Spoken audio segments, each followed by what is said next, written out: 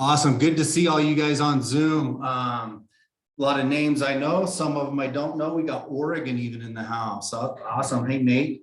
Good to see you guys. We're already 11:05, so we're going to get started. I know we got some more people that are going to jump on. Realtor standard time seems to bring people in about 5, but not you guys. You guys are awesome. So Aaron Kirkham's here today, going to talk about Airbnbs.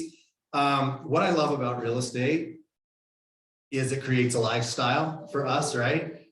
Short-term rentals can create a lifestyle. I'm excited to learn about this. My rental properties are long-term, but what I learned when I was young was and I don't remember who said it, probably lots of people, but you make a living by what you do for work and you make a life by what you do after work.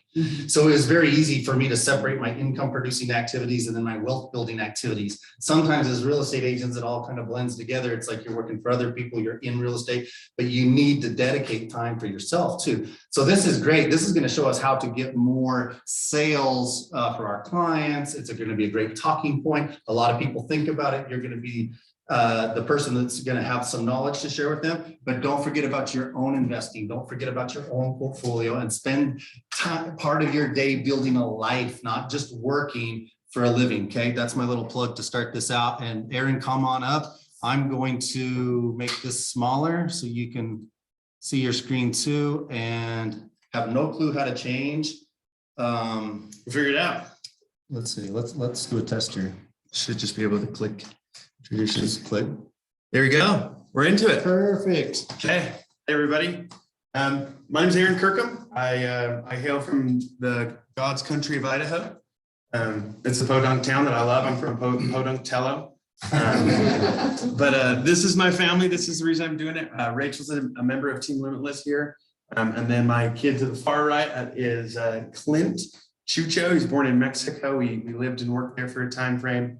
And then the terrible one is the other kid. Chucho? Chucho, yeah. So when we were in Mexico, his name is Clint, but in Spanish, it comes out more like Clint or clean. And because he's this little baby that's bald, everyone's like, oh, Mr. Clean. And I didn't really like that, you know. So we're passing Chucho's bar, literally, and I was like, as a joke, what about Chucho's bar? And you know, the next day I told it to a coworker and it was funny. And then after that, he goes, so how's your kid clean? Chucho, ¿cómo se llama? And from there, it kind of took off. So he's one of the whitest Mexicans you'll ever meet. But it's, you know, kind of part of our trajectory, what we're doing. Okay, so let's kind of get into it. I mean, the big thing, I consider short-term rental a lot like skiing. I'm a big skier, and the whole idea is everyone's like, oh, you just go to the top, pizza, French fry, you're good. Good luck, right? When in reality, there's a lot of nuances, there's a lot of things. There's a lot of techniques that's going to make it a lot easier for you. Now, it is true, if you pizza, if you French fry, you'll get down the hill, but you also might have some yard sales and all that kind of stuff. So really the big reason, why would you even consider short-term rental? Short-term rental compared to long-term traditionally cash flows 2 to 3 times what you can on a long-term. However, it is also 2 to 1,000% more effort. And just because if you think about it, you are creating your own micro hotel. That might be just an apartment in the basement, but that means you have a maintenance team, you have a cleaning team, you have to have customer service, and there has to be somewhat of an aspect of more than just working hours. So because of that, there's a lot of things that are great about it, but it also comes with a lot of bit of work. Now, what I found early on is you need to answer those questions that people have that are about short-term rentals. The biggest one is, how am I going to produce that income? Now, what I found right in the very beginning, one very common way to get into short-term rental is like rental arbitrage. Rental arbitrage is where you go to a landlord and say, I will rent your place for $2,000 if you allow me to sublease it. That's how I started off of trying to get leases. But I was so transparent with my numbers that they all said, I want those numbers. How about you just manage for me? And it takes the risk from me having to do it. So that same concept applies to our buyers. They want to know, okay, yeah, I would love to buy this house, but how am I going to produce the income? So if you can answer the financial questions of, okay, based off of what I've been talking with Aaron, here's a pro forma that we can do, and this is what projections are, that is how you can produce that income. So that's the first thing. The next thing is who is going to help me manage it. Depends on your client, but oftentimes it is, they are buying it and they themselves are good at what they're doing. You're good at what you're doing. That's why they hired you as the realtor to help them get that property. So who is going to help them with that success as soon as you acquire that? If you have that person in your back pocket, then it's easy. And I mean, something that we do a lot with realtors is, we have those conversations in the beginning. Hey, I have this client, they're interested. You have 15 minutes to kind of give us an understanding of what it looks like and things for them to be aware of so that they can easily transition. And the moment that house is acquired, and even through that buying process, it can be, hey, Aaron, quick question, like, this is the house. What do you think? Oh, great area. It's right across from the city. Probably shouldn't, because the city, in this city, it's against the rules. Those kinds of things. And then really, as soon as it's bought, it's an easy transition. We have designers that we work with that can furnish it. Super easy. That's a big piece of it.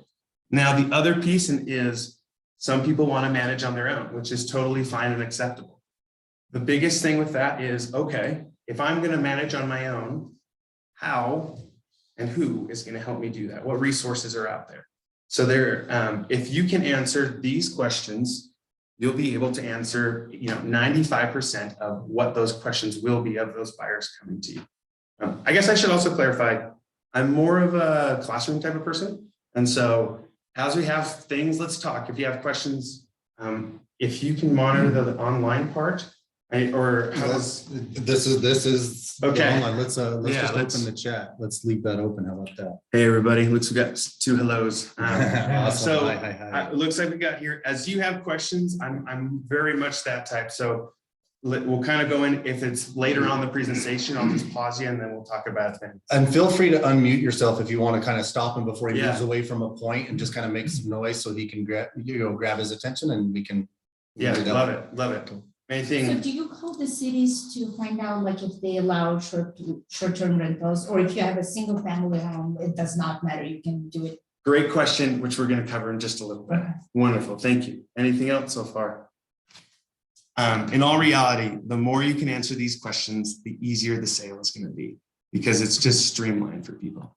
I'll save my questions for later, just in case you cover it. So Okay, perfect. Ask dumb questions. Now, what you need to know before you start. This is kind of a big thing. So this home, we're going to kind of use this home as an example. This home is based in Salt Lake. Beautiful home. And we're going to kind of use it in some of those aspects of, if this is a home that was going to be sold, what would we need to know before? So I'll click the right button. Does the city allow short-term rental, and what are areas of growth?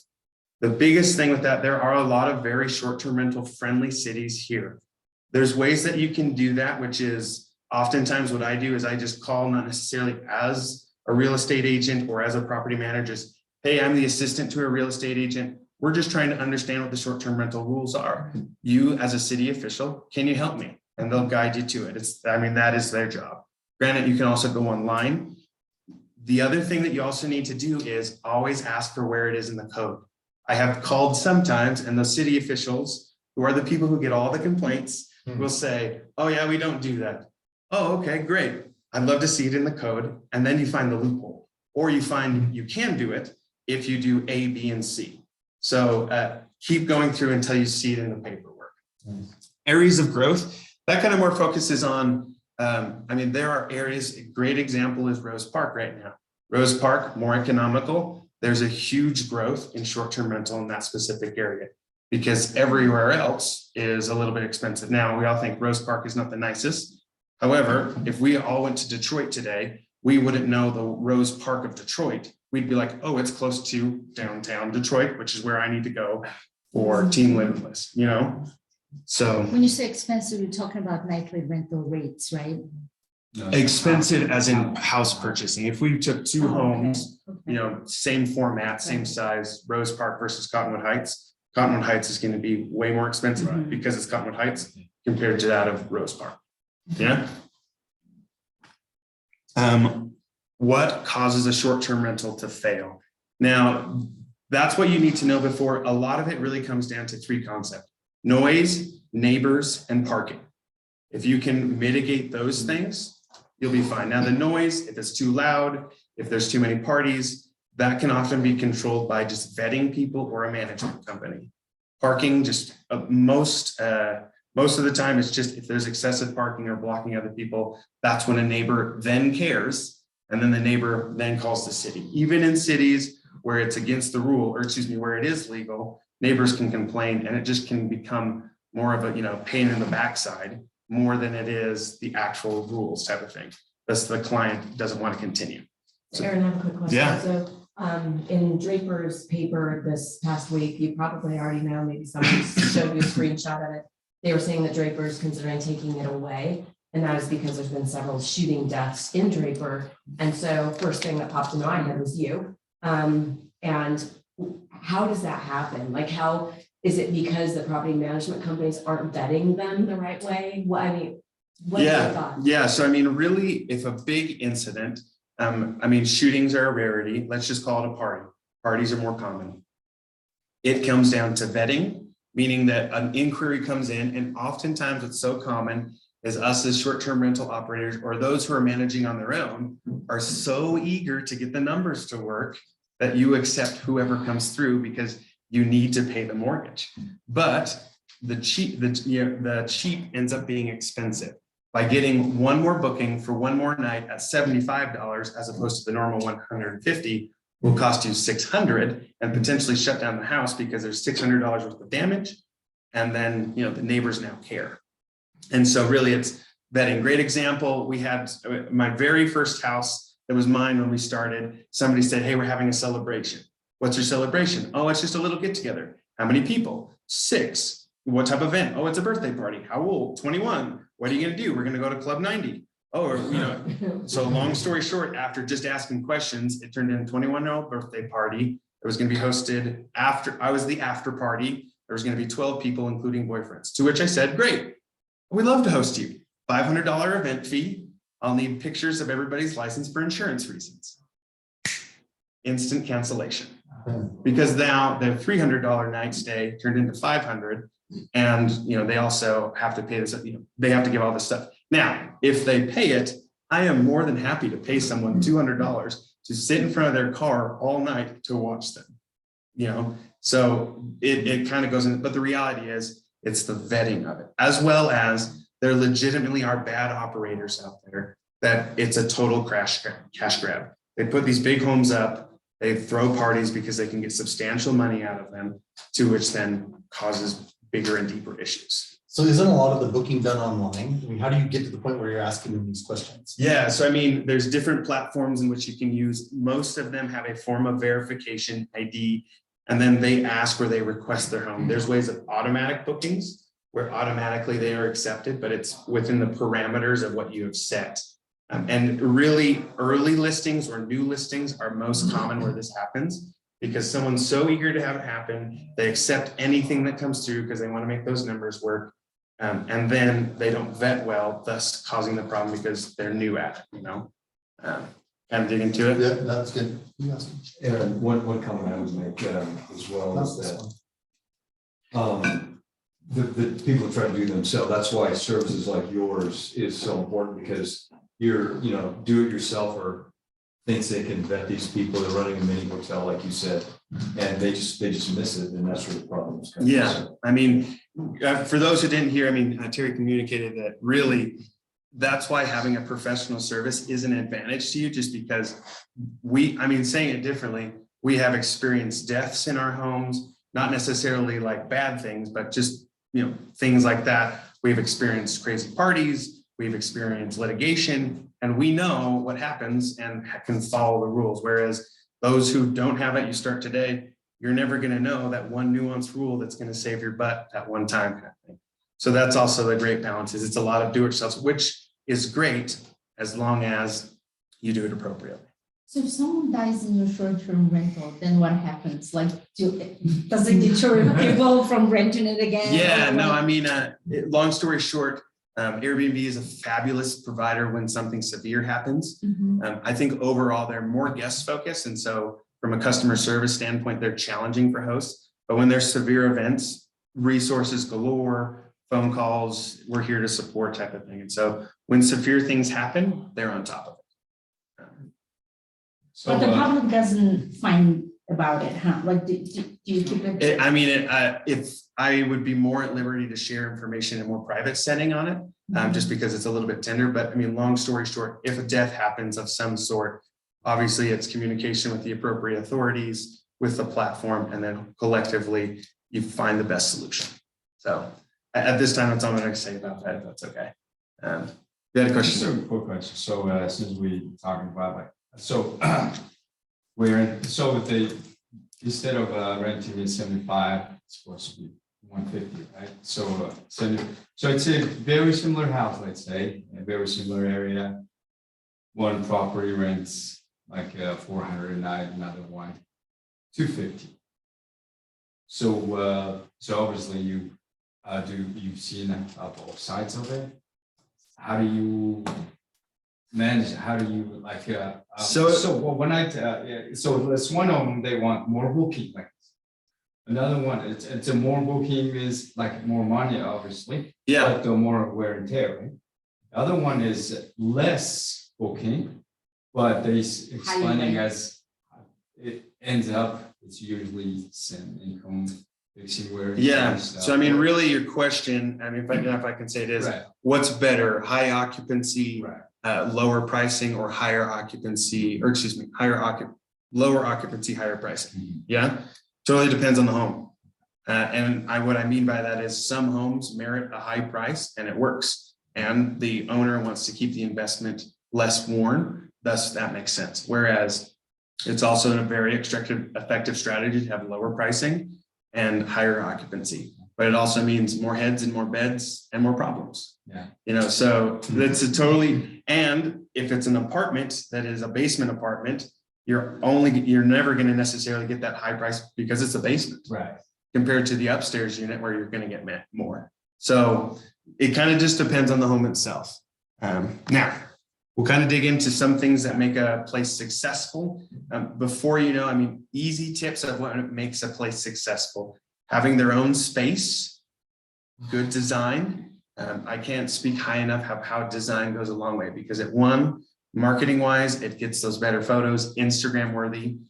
And then really the biggest thing is experience. Right now, everybody is interested in this topic, very sexy, very doable. Any of us can do it right now. But what it comes down to is because everybody's doing it, you have two places, exact same furniture or different colors from IKEA. What is going to differentiate yours versus the other person? And that's the experience. The experience can be murals, arcades, events, themes, all of those things cater more into it. And if you even see as well, that's also where the short-term rental developments are going. You know, the glampings, the dome tents, the tiny homes. People are going for those experiences because of really what happened in COVID 2020. Everybody only had to travel within about 8 hours of their home. Thus, they were more interested in local things, more experiences that way. Okay, we'll keep going on here. Not all data is created equal. AirDNA is a great resource, but AirDNA has some holes in how it, as well as many of them do. So oftentimes it's very tempting as a realtor to be like, oh, we'll just look it up on AirDNA and trust those numbers. AirDNA basically, and similar sites, what they use is they use spiders to collect all the information. And if we have two homes, one that is blocked because family member is staying there, so it's technically not rented, and another one that's blocked with bookings, it looks at them both as bookings. And so there's a percentage of which it's not perfect. So that's one thing you have to factor in, that not all data is created equal. So don't full on trust it. That's why, that next step is have a resource, have a local manager who says, this is what it says. Is that true? Like this says it can do 200,000. Yeah, it probably can, but it's also in a very snooty neighborhood that you're trying to make an event center in a place that has other $2 million homes that none of them are going to like that. So you could, but you're going to get shut down. Those kind of dynamics. And then, oops, it wasn't important. Let's see if we can, okay, let's see. Oh, this is huge. And what is so challenging, sorry, for everybody online, there's this little thing that's right over that little section there. Actually, yeah, let's move it here. That's perfect.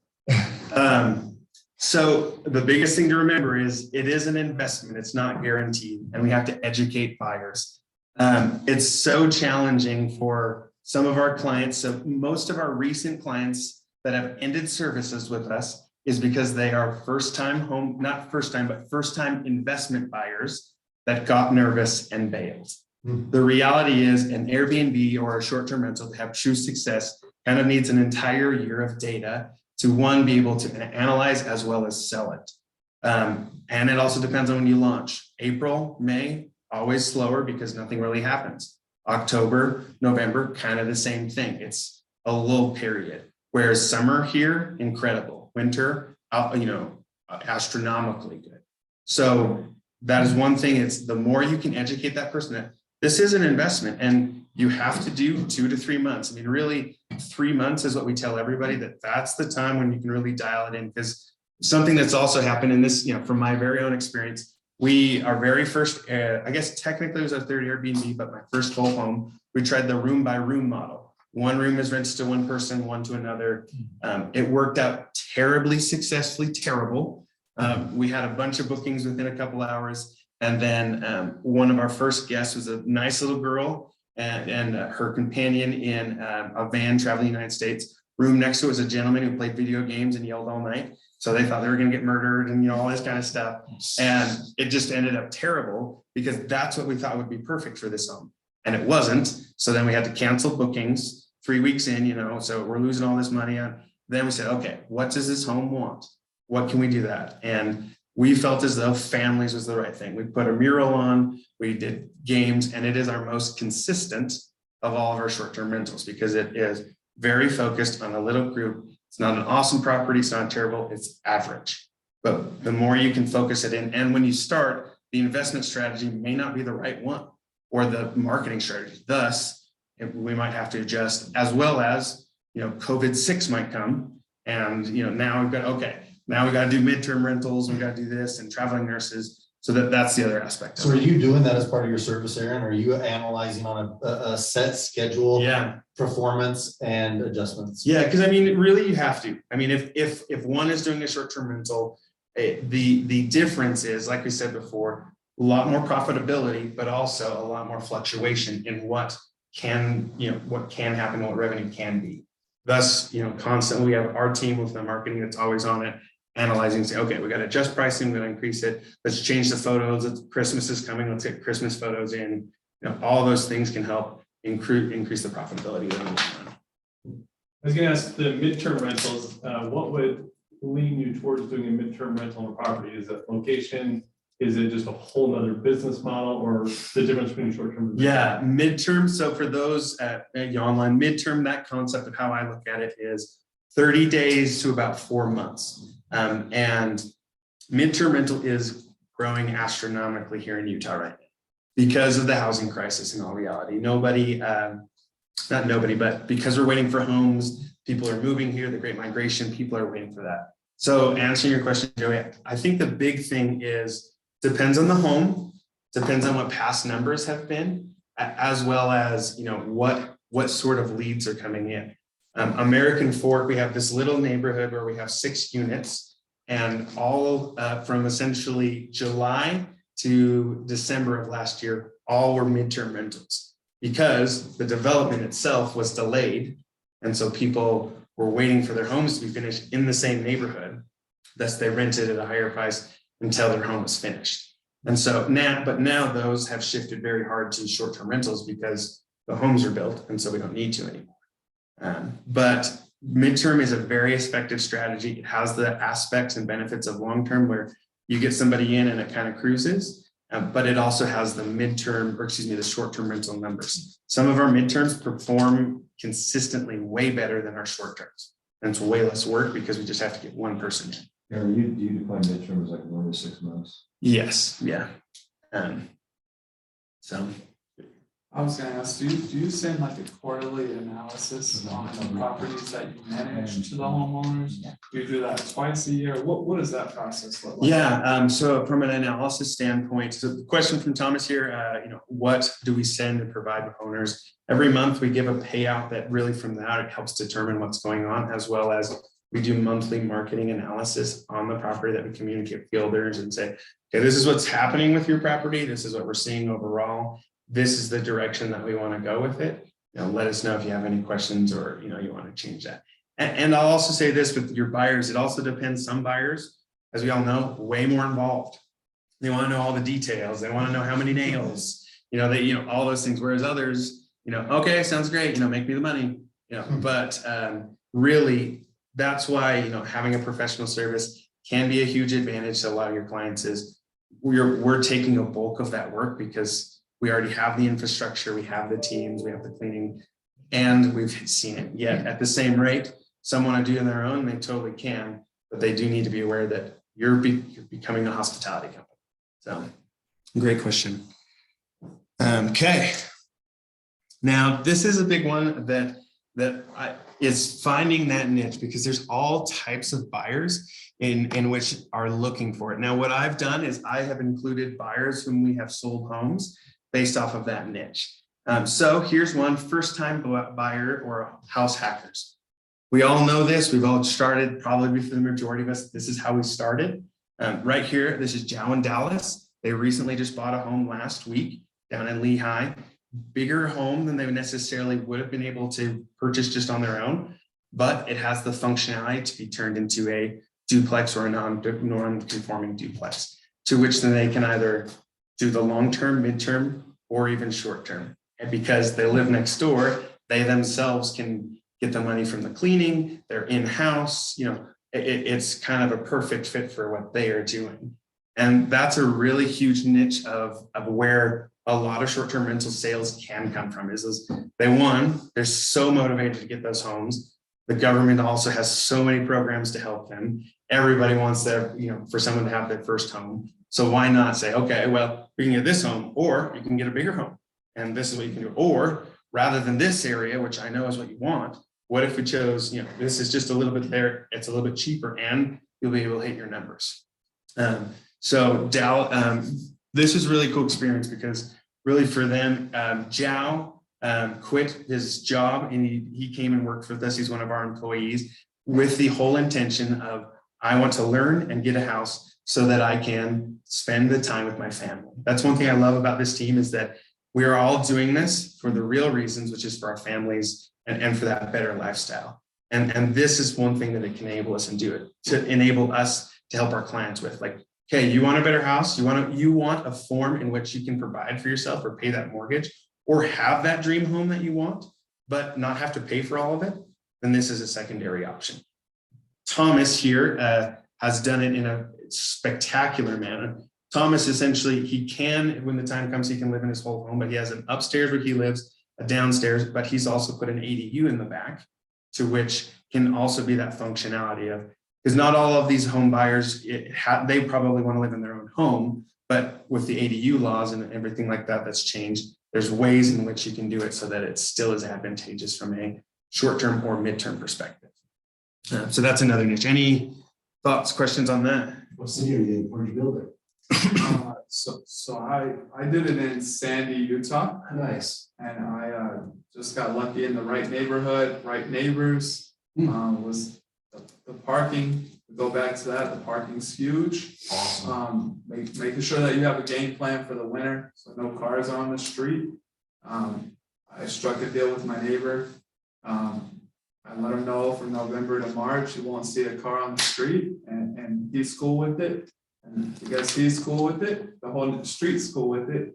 And then because it's legal in Sandy, you can get a business license and stuff. But making sure the first slot is the most important. Making sure your neighbors are aware. Hire them if you can. We all need snow removal. There's a neighbor's kid. There's your first employee. Now you got a neighbor invested in your property. Now you're not the bad guy. Now you're the bank. And you can give money, and so that don't want to take from your slot. No, that's something that Thomas is genius at. Is Yes. he truly, he's a collective thinker of, okay, this can benefit everybody, which is really what we all want to offer, not just our clients, but everybody who we associate with. Joey, yeah. Yeah, and this may be slightly off topic and maybe a little personal, so feel free to go as deep or as little as you want. Yeah. So as far as your own personal, I'm sure this has evolved over the years. So the difference between arbitrage, for you as an operator and all that, that's a cash flowing business, but not building per se long-term wealth versus actually owning the asset and doing that. So what has been your feel and maybe your transition as you've gone? Do you focus more on just generating as much cash flow and operating, or are you trying to acquire assets? Yeah, no, great question. Truly, we initially was trying to quit the W-2. That was the real goal. But then through that process, learned like, oh, we can buy our own stuff. Really, we bought our first home. We've, flipped it in the sense with the idea of moving in. We were property managers at a 50-plex, kind of the in-house ones. We just noticed rent was skyrocketing there. So we said, let's just stay. We'll put long-term renters and then we'll just buy the next house. We bought another home that had incredibly 2 hookups for 2 different kitchens in the basement. We just had to build it out. And so we did one as a long-term, which is kind of a mother-in-law apartment. And then we had this studio that had to come in through our home to be with us. So first guest was crazy scary for my wife. I installed this big camera system. We've never used it after that first guest, but we found that there was really a plan and a trajectory. That first month, $700, next one 9, the next one 12 from a studio coming into my house, hearing 2 terrible kids, right? So that you're not that terrible. So really from there, it's like, okay, there can be a business. And then through that process, we've acquired other assets. Idaho, we have quite a few that we've purchased. We've got a tiny home, and really kind of how we're shifting is focusing more on that experience base, but through legal means. And what I mean by that is it's always best to do things legally. We all know that. And what is so challenging about short-term rental is you can put it anywhere. It can be in any neighborhood. And because of that, not everybody loves it. Thus, if it's legal now, who knows what referendum or what ordinance will come up that in 2 years it won't be. Thus, that revenue stream isn't there compared to a tiny home village that is developed on this land with the associated permits and everything that is there forever and is also a business. So that's really our trajectory of what we've been doing, is building more towards experience focused with long-term. Thomas and I talk about it all the time, but long story short, this is a niche that you can focus on. Other questions here? Okay, another one. Oh, I think slides are really good. This is Terry and Mark.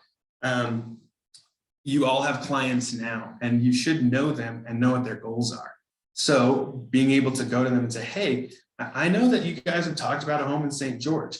Why not one in Park City? I mean, it's close. And look, this is the revenue that you can generate. Or Bear Lake. I know that Bear Lake is building a ton of stuff.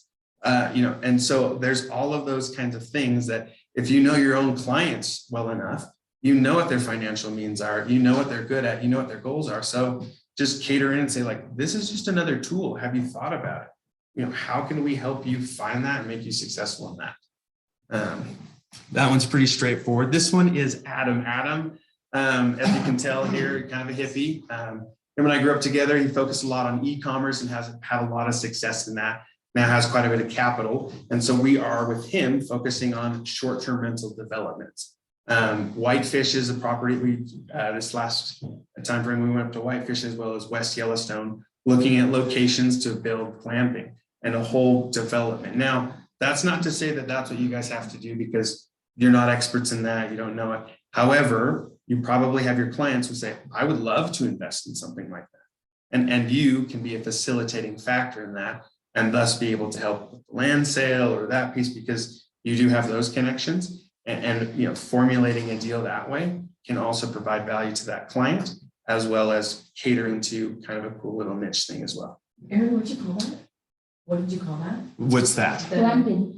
Glamping is It's like the glamorous camping. And they do everything for you. All you have to do is get your suitcases and be there. Never been before. I slept in a covered wagon. It's awesome. I was like, I had the worst attitude. I had the worst attitude. I showed up. I'm all, I get this old pavilion and all these fire pits and this covered pavilion. I'm like, this is awesome. It's like, Very I can say expensive air too. conditioned, Yeah. water dispenser in there. Everything was thought out. It's like, Showers, It's toilets. camping without the tent.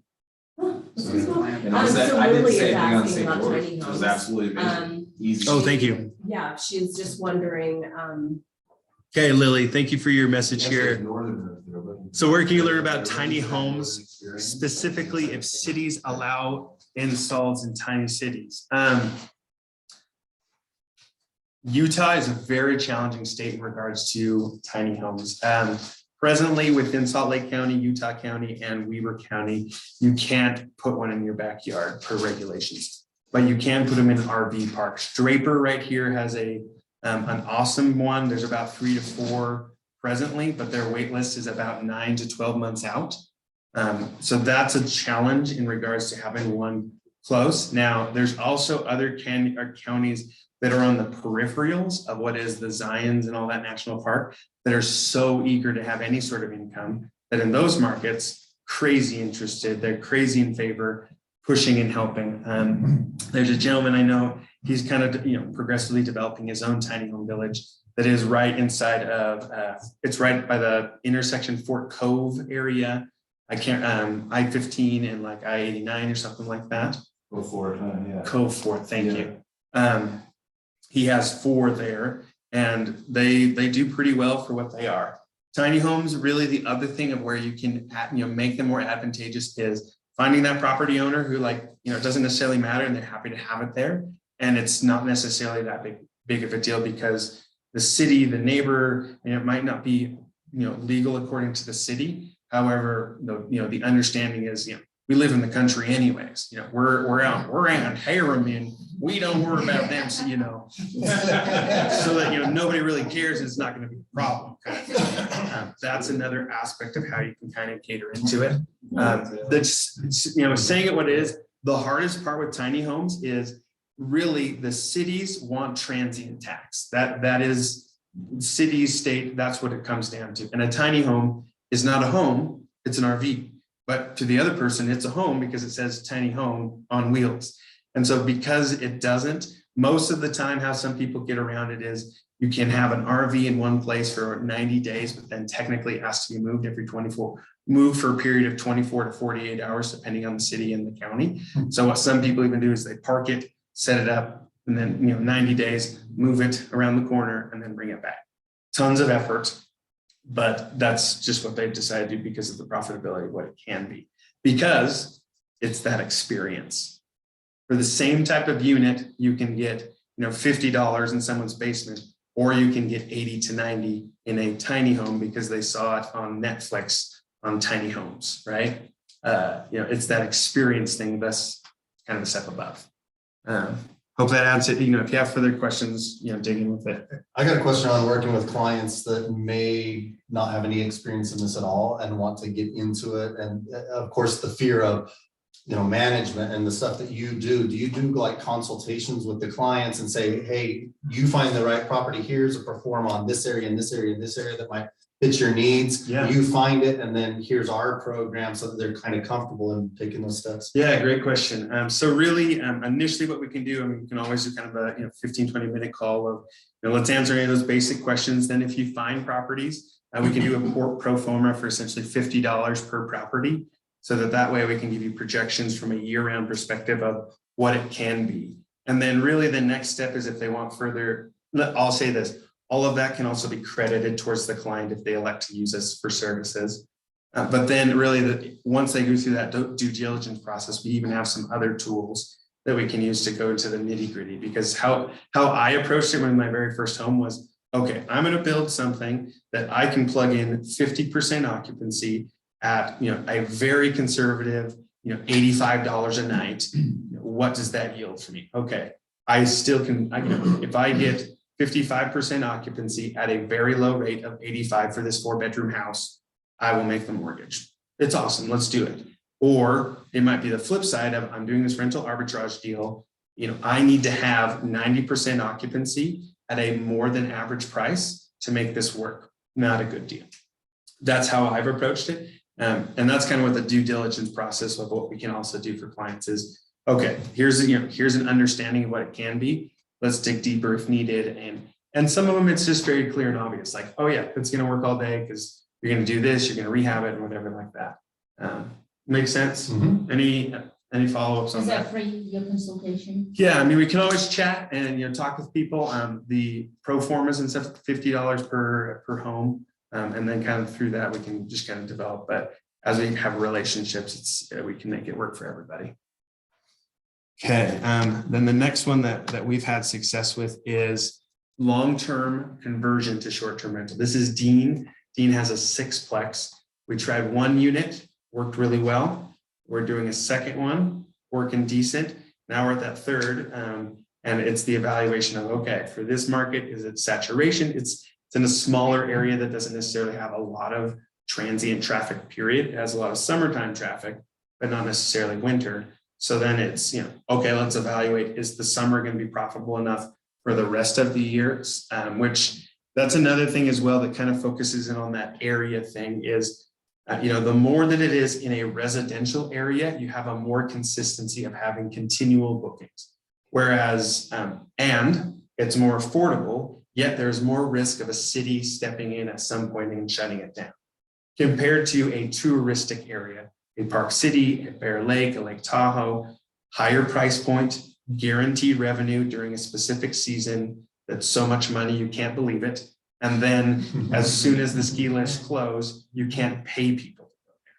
So there's kind of that dynamic of, what type of investor or what type of client, what do they really want? Do they want huge cash grab and the consistency and they're willing to pay more for it because they themselves also want to use it?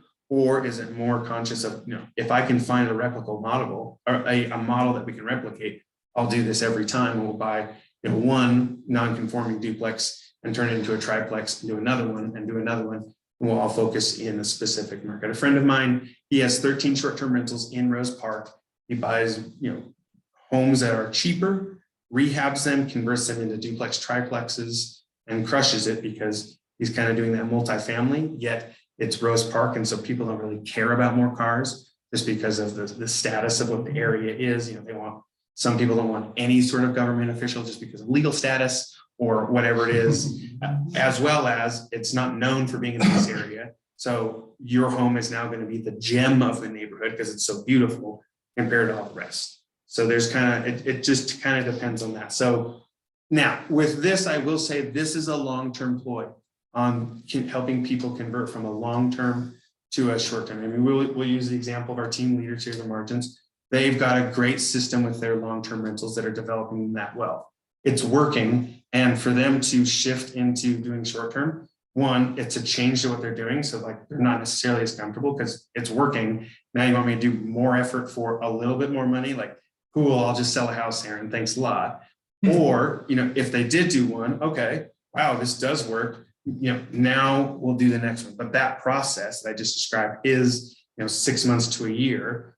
And that might not be the right fit for this team or that person. So that is the dynamic of a long-term conversion. Is it takes a time frame to convince them of that model that short-term rental works. Thus, they are then more interested in working with you to acquire the next property. Does that kind of clarify? This is a long-term strategy comparatively. Well, and I think owning real estate a lot of times is long-term. People give up way too fast, especially when we were teaching people to invest years and years ago. People just give up because it does get difficult. If it wasn't, then everyone would do it. But one of the things to consider when you are doing it is obviously putting in the furniture and what that cost is, and then also updating it the way that you say, if you want it to look attractive, so they're renting yours versus someone else's. And so that's kind of what I take into consideration. But honestly, over the long term, that would totally pay off with the numbers that that we talk about. So I think it's fantastic. Yeah, and you bring up a great point, which is also with your clients, and this is that education, make sure the backup plan works. You might plan all of the numbers might work for short-term rental. Then they get caught by the city, and because you bought it at the higher price, focusing on short-term rental, you are now stuck at losing money at long-term. About a month ago, I talked to someone in Tennessee. That's what they did. They went all in. They did it, all the numbers based off it. They got a cease and desist, $500 fee per day from the city.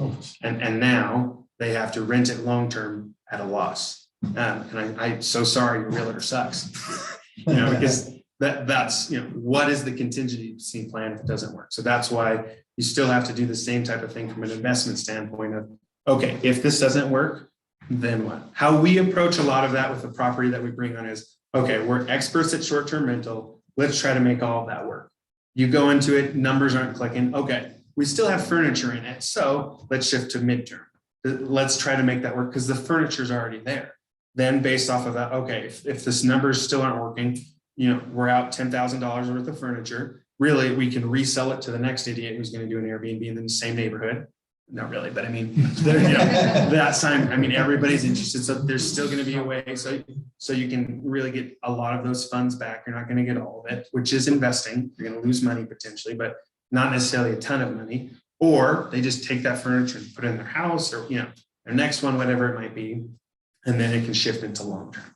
That's kind of our trajectory of, if we have a property, let's try this, because this is what we're good at, if that's the plan. And then from there, okay, let's, step 2, let's reevaluate on midterm because it's already there. And then if not, we'll go to the next thing. Well, and my mind starts thinking of the potential if you are a real estate agent, the potential with those midterm is housing people as they're coming new into our area and being able to help them find a house to buy, because that's why they want those short-term or those, 1 month or 4 months. Yeah, when we also manage a little bit in Idaho, one of my clients up there, 6 properties that we managed for him. He would buy the properties so that he could house his clients until he could find them a home. And really using your own assets. And there's 2 ways you can do it. Hey, I really enjoy working with you. I have this awesome place in Park City. Take a weekend for you and your wife and enjoy my place. Now you're a little bit step above because you're offering things to your clients. Or, you're in a pinch or you're new to the area. I have this place, your calendar's open. Here's, normally I charge $6,000, but really we'll do this because there's all those things as well that you can leverage your own stuff to still produce more revenue for yourself. Aaron, when you go from long-term back to short-term to midterm, from short-term to midterm to long-term, that backup plan, do you find that you rent it as a furnished unit because you already have furniture, or do you? Correct, yeah, because it's already there. So you do furnished. Yeah, so really, if we're starting as a short-term rental, we have to furnish it. And rather than saying, okay, I'm just going to do a long-term, well, the furniture's already there. And for a week's worth of effort or 2 weeks worth of effort with some listings, we will get some leads and evaluate.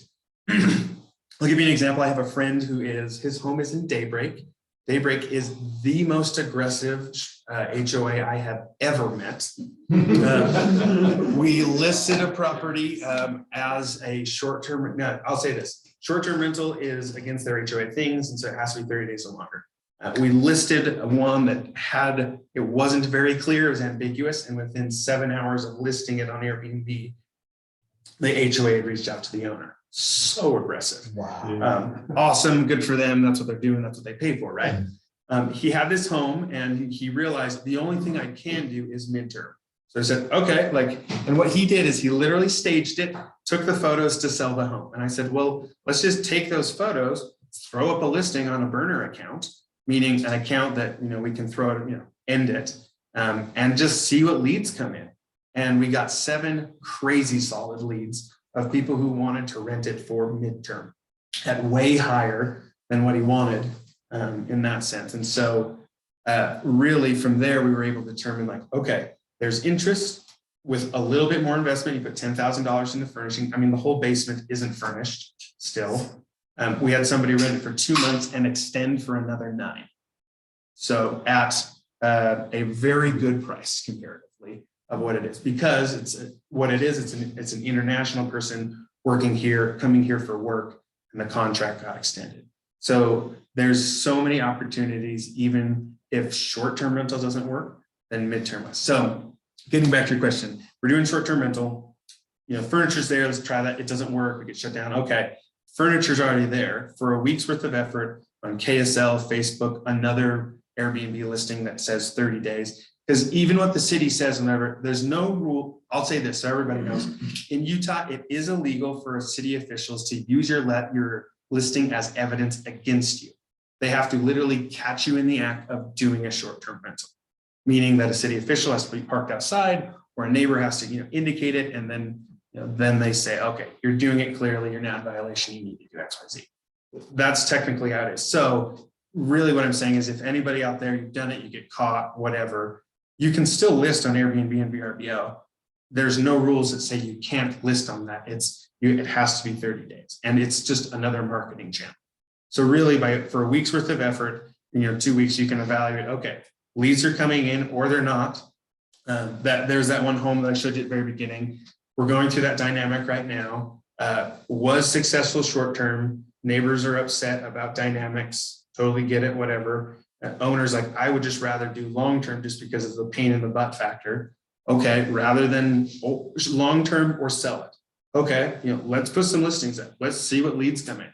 And if they come in, great. And if not, time to sell.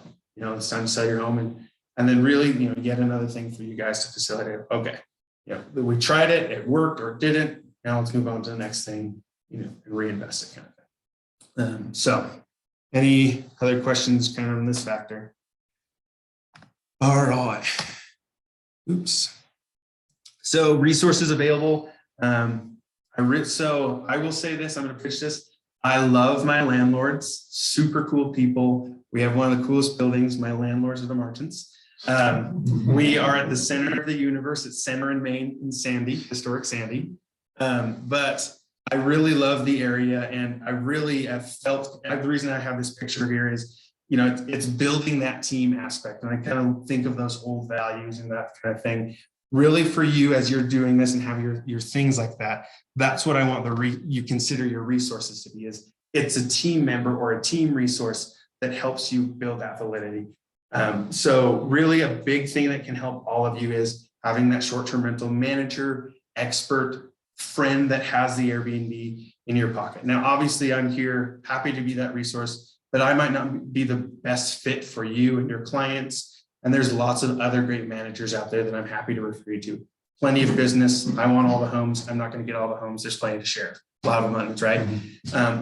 So there's, as long as you can connect with people and make it so that, hey, I don't know all the answers, and I acknowledge I'm not a short-term rental expert, but I'm great at getting you the home that you want at the best price. Let's loop him in, let's loop her in and get there. So that's a huge resource that you can have that will help you. Oops. Short-term rental Facebooks is a huge subset of where you can find it. There are a lot, we manage it. So I manage about 60 different Facebook groups that are focused on different markets, primarily for each state. But really what the idea is, hey, don't trust me. Like, let's ask other people, join this Facebook. Let's see what the public says. And then that you can also then maybe connect in with that right cleaner or that one market that you don't know or whatever it might be. So that's another thing that you can give to people. Data. It's hard to, people might be emotionally invested into homes, but what the numbers say, they don't lie. They don't have biases. And so the more you can focus on the AirDNAs, those projections from a manager, then it's real facts, and that's the real resource rather than hypothetical, I think it's going to work type of stuff. Bigger Pockets, freaking love that. They have a lot of good calculators and different things they can use as well. And then network is your net worth. Really, the more you connect with people, I had one of our other friends who's also a realtor reach out and say, hey, looking at this, like I realize it has nothing to do with what you're doing. You have a lawn person. I didn't, called Thomas. Thomas did, help that person. And so now collectively helping that client works better. And so really, the more that you can be a connecting piece, but that's how I look at it, what I do, because I love that. That's how I do it. Each one of you has that same type of thing. But I think that these can also be some resources. Okay, that's kind of the biggest, the most of it. Any other questions? Everybody online, any other questions that you'd have that we can dig into? Do you do any business in St. George area? We presently don't. We're looking to expand there, but we're probably a couple months out. I have a lot of really good managers and cleaners I can connect to anybody with. So. You said you manage some in Idaho. Is there other states that you manage? Florida and Arizona, we're looking at. Primarily for us, our trajectory is Mexico. So we used to live in the Cancun, Cozumel area. Paid vacation is what I called it. But because of my legal status, I'm a permanent resident. My son's a citizen. I'm working on my citizenship now. we went down last month or excuse me, not last month, a couple months ago, and just being able to leverage the capital. We just about bought a hotel, 23 doors, for $350,000. Wow. So kind of shows you the profitability. There's some dynamic and the hardest part of it, that's why the citizenship is having a citizen as part of it just legally makes it so much easier. So that's the biggest dynamic on that, but that's kind of our biggest trajectory. Yeah, she's asking about an idea of how much the management. Yeah, so management fees, kind of how we break it down, it is 20% of owner payout, meaning that if you get a booking from a platform, they will have their associated fees, 3 to 5%, just depending on what it is. If $100 hits your bank account for us to manage everything on your behalf, so cleaners, maintenance, that is 20%, or excuse me, 20 of those dollars that hit your bank account. Didn't say that as clear as I wanted. So 20% of owner payout. If it hits your bank account, we earn 20% of that. Cleaning fees are a pass-through cost paid by the guest, passes straight through to the cleaning company. And then hospitality and maintenance costs are taken on by the ownership. With your Facebook groups, do you have kind of a network of other managers like yourself in other states that you don't? Yeah, no, there's plenty. So whatever market, I'm a real believer of, there's a lot of people out there. So we've had a lot of success with our Florida, Texas, Washington, Idaho, and Utah groups. They have 1,000 plus. The other ones are still growing. We also have a cleaner group of about 10,000. So there's a lot of people where you connect with. I can share it. Really what it is professional Airbnb professional host state. That's what the groups are. So Airbnb professional host Utah, we have about 3,500 members. That's one, that's an aspect how I connected with Joey to a degree. Thomas, that's who I've connected with. I connected with Chris there, who then I connected with Terry. What'd you say the name of that group was? Professional host, Airbnb professional host Utah, or Airbnb professional host Florida, whatever that state would be that you'd be interested in. So you mentioned earlier, you do status analysis to your customers. Yeah. Do you do every month or quarterly or yearly? Yeah, so really what we do is we provide all of the documentation of what transactions happen for your home every month. And really clearly from there, we can analyze, okay, great month because you made this much more compared to that. Those are the biggest indicators, but really based off of that as well, we can dig in and say, okay, well, something's happening at this property that's good or bad. Well, we can adjust it. That's really cool. So, because really at the end of the day, we are a different form of property management. We need to account for everything that we're doing on your behalf. So we have that full transactional record of everything that is done for you. So as far as our past clients that maybe have a primary residence and they're thinking about maybe, getting a new property or renting their current one, or you mentioned $50 for an analysis on that. Yeah. So you take a look at a property that they're living in. Yeah. And here's what we kind of think you can expect to get out of it short term, and then check with the city and make sure that that's going to fly. Yeah, really, some real quick things is if they have that house, you can shoot me the address, here's the address, and really quickly, we already know because some of those dynamics. And then based off of oh yeah, totally think it might be a possibility, then we can dig in deeper. Or, I know this neighborhood. So a great example, I had a friend, he bought a home in the intention of flipping it. He also lived there and doing, kind of multifamily. 9 months out is when the Airbnb was going to be launched. And he already had 13 complaints from neighbors. So very clear, wasn't going to work in that Cottonwood Heights neighborhood.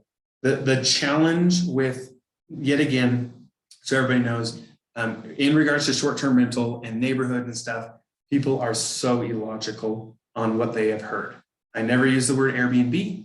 I use executive rental. Airbnb is a trigger word.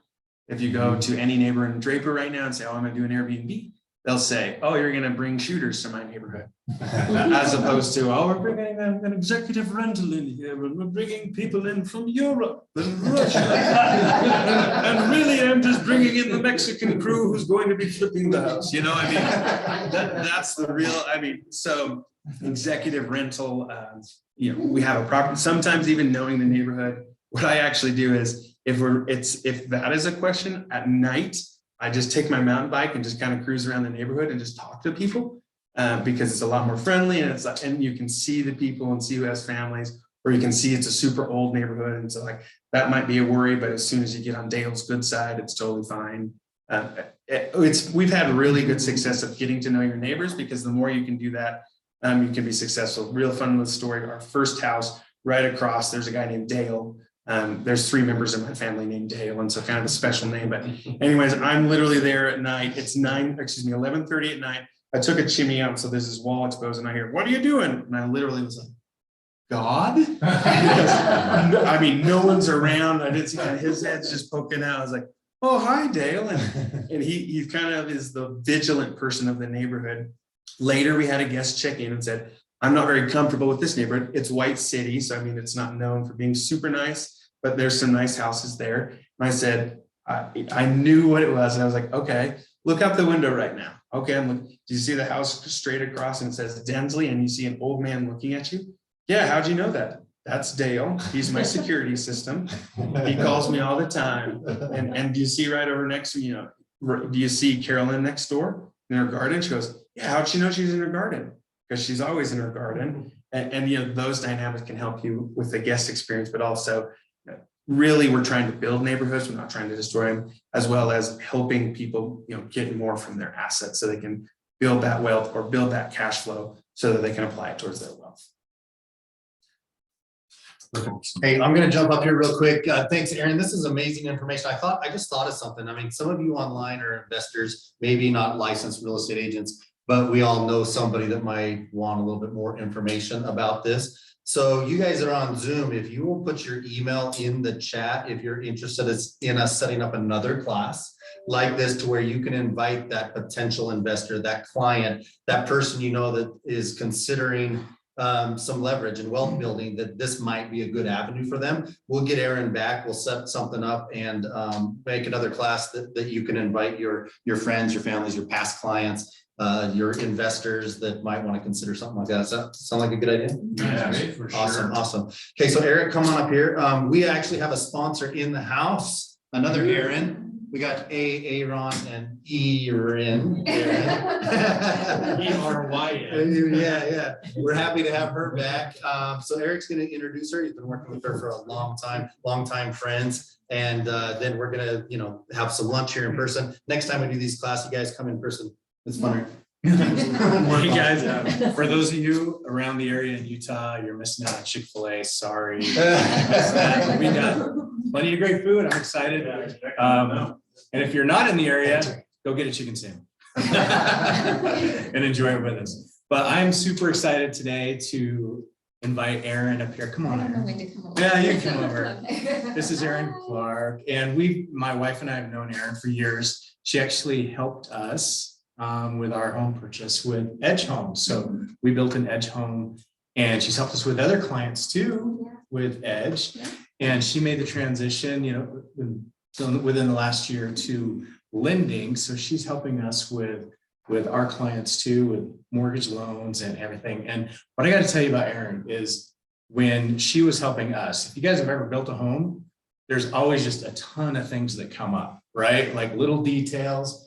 And sometimes you feel a little lost. You're always checking on the house all the time. Every time we reached out to Erin, she was like spot on. She got the answer. She's just super detail oriented, always smiling and always happy, right? So she's like 10 steps above me in that department, right? She's just fantastic. So I knew when she was making the transition to the lending, she would be awesome. And she has been. So, and the great thing about that too is, if you have clients that are looking for new construction, like lending, I ask her all the time, like, tell me a little bit about these lender incentives through the builders, like how do these things work? And so she can help out with that as well.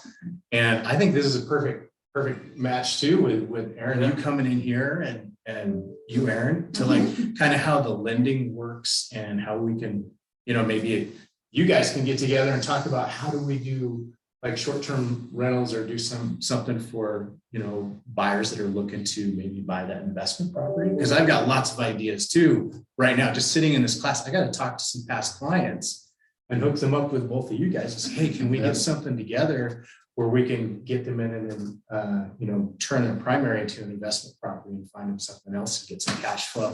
Also, Eric, Eric, you are a lending broker. Yes, What's the name of your firm?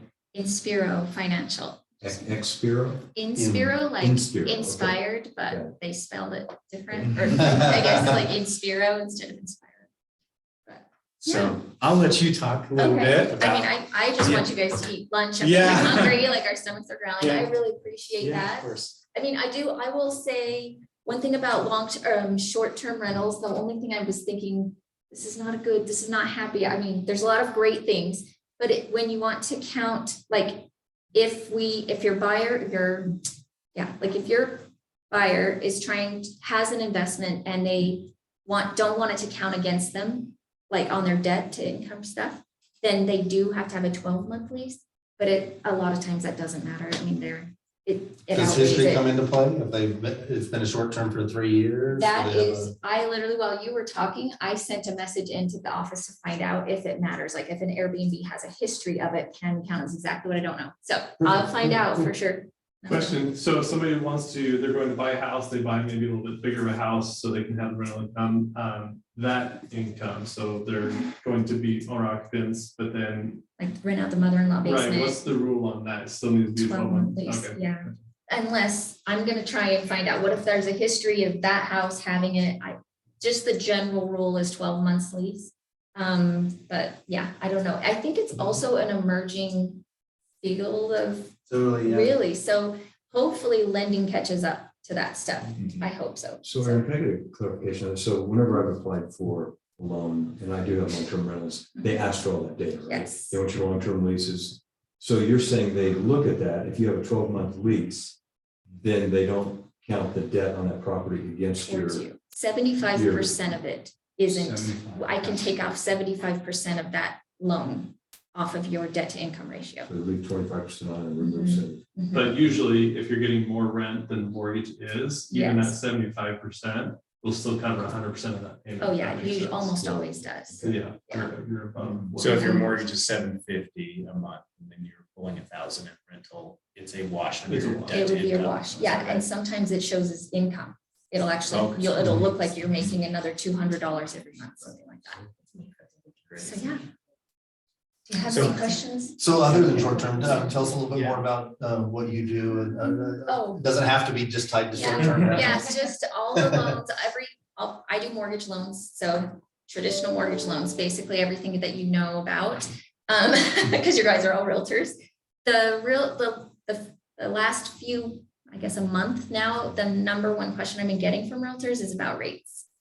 So rates just went up again. It's the not fun conversation.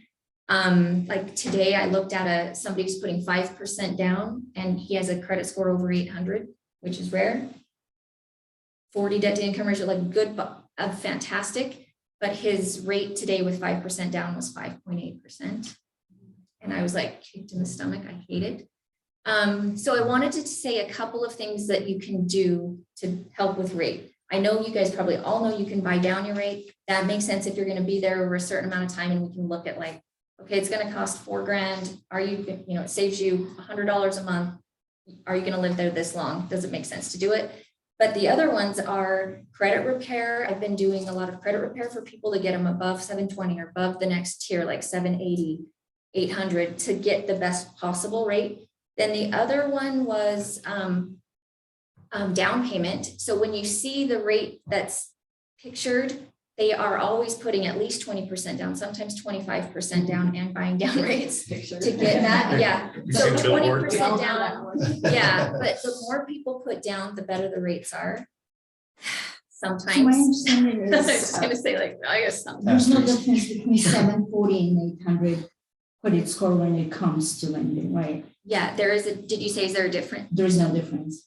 So there is, well, it depends on the loan program. Because I had a lender That's why and lenders can never just answer questions. It's so hard. It really is so frustrating. if it's above 760, 60 there, it does not matter if you're at 820 or on a 7. conventional. Yeah, want to go above 780. Yeah, just Okay. generally, that's a good rule of thumb. And so like, I have all this access to, so I was a realtor before this and I didn't know that all the access I would have as a lender, but I have all kinds of tools that help my clients. Like I can say, pay this off, do this. Like, it doesn't have to be like, pay the whole thing off. It's like, pay $47 on this card and your score will go up. So credit repair has been huge. The other one, what I find interesting is the house type. So condos, unfortunately, have the worst rate right now. An investor condo is over 6 right now. So maybe if your investors, like if they buy a townhome, it's not going to be that same thing. When I ask about condos, why they've got such a stigma in the lending world, they say it's because of the Florida condo building falling. The collapse. I don't know if that's fully true, but for whatever reason, condo rates scare you. So just some things to think about: money down, buying down rate, condos, credit repair. And another thing I didn't know as a realtor, having people compete, lenders competing. So I didn't know this. I guess this isn't probably good to say, but this is true. I have a set costs. I have set as a lender, I have set costs like $13.90. I have, the rate is what the rate is. Like I can't even touch certain things. There's only certain things I can touch because everything's so regulated.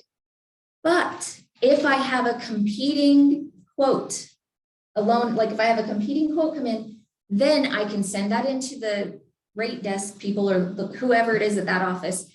You send it into other people and they tell you what they can do. They're literally in the secondary market moving around loans to try and match and meet. And I couldn't, like, I always thought, well, why wouldn't you just give me your best, like as an agent, I was like, just give me your best deal. Literally, they like, I give you my best deal and then you give me a competing one. Can't always match it, right? But they will literally go to the secondary market and move loans around to try and match that and then come back with what they can do.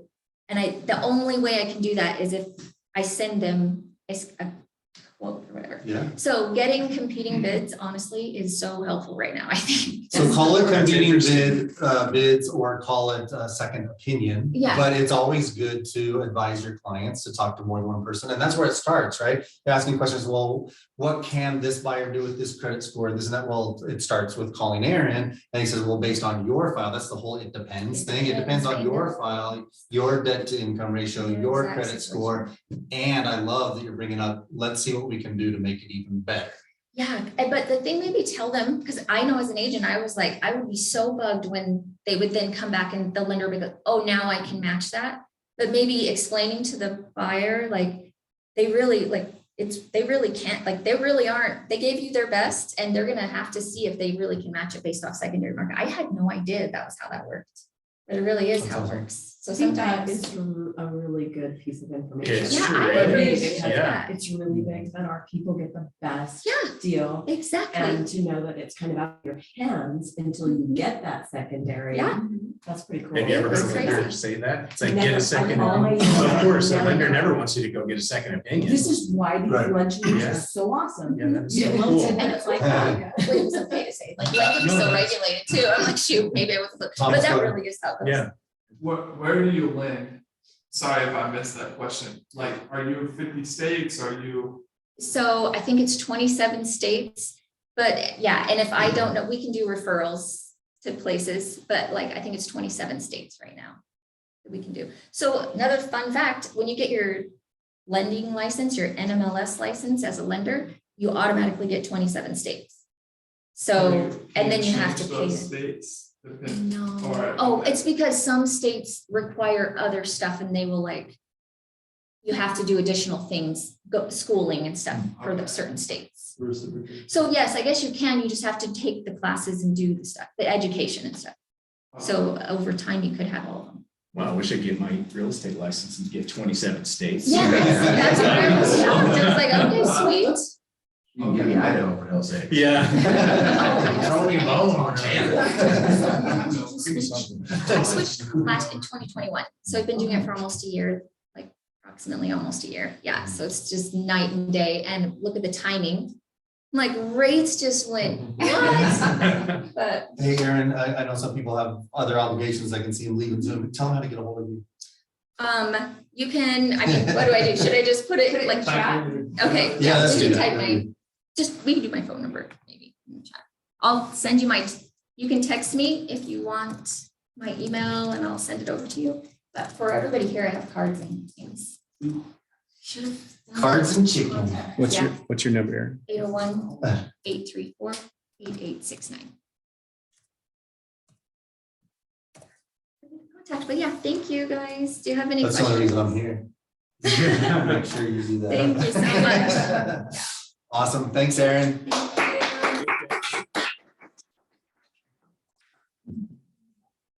Hey, guys, that's a wrap.